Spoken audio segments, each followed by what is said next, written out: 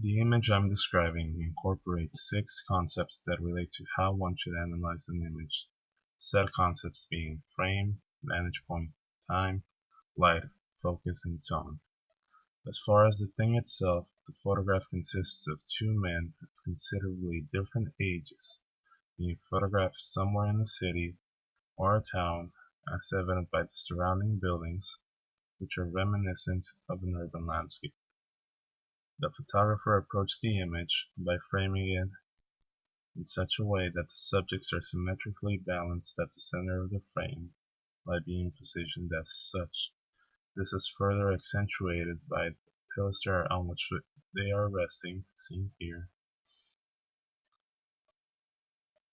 which serves as the architectural division of the scene, splitting the frame vertically in half across the middle. When analyzing the vantage point, it is obvious that it is at eye level, a conscious decision by the photographer with the intention that the viewer achieves a more intimate relation with these subjects, which is not possible when observing a scene from the ground or a higher vantage point, which would instead achieve the illusion of intrusion. Time is a key aspect in the composition of the image, for by using a relatively fast shutter speed, the photographer captures the decisive moment when the old man touches the younger man's shoulder. This adds a timeless aspect to the image by freezing it in a stage that transcends the moment and transforms it beyond the simple representation of the mechanical. As with any photograph, light is the key component in the creation of the image.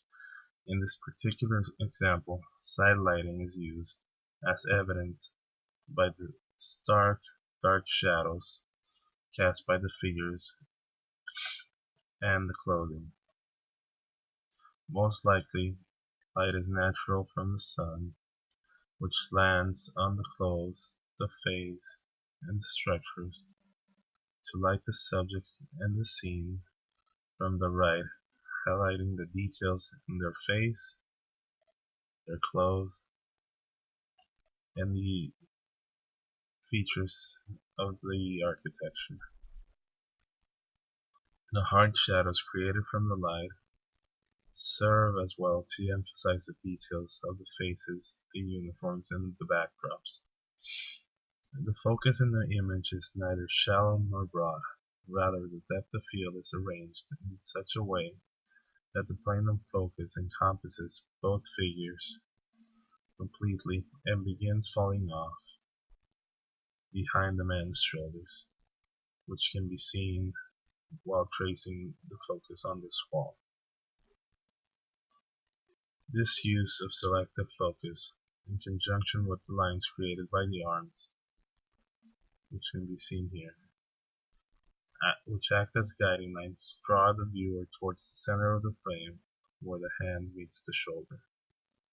Lastly, tone is employed to balance the scene in accordance to the geometric shapes of squares, which can be seen here, and this abstract square created by the dark tones, which balances the range of both blacks and whites, the whites being this general area in the top left hand corner, and this bottom right area composed of the stairs. This creates a checkerboard pattern of alternating tones, mimicking the patterns of brick on the wall. This serves as a further layer of balance within the image, which by isolating the extremes of the local tonal range, allows for the more neutral tones to dominate the composition of the two men, even though obviously there is some very extreme tones present in the gun and in the boots in both men.